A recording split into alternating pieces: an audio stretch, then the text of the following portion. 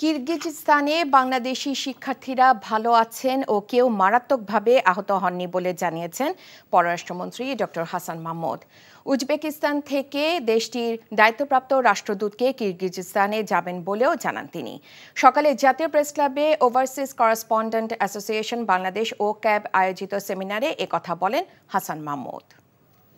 সেজন্য আমাদের deep concern আমরা ব্যক্ত করেছি। আমাদের রাষ্ট্রদূত আমাদের কিরগিজস্তানে নাই, উজবেকিস্তানে আমাদের রাষ্ট্রদূত আছে, রাষ্ট্রদূতকে সেখানে আমরা যেতে বলেছি।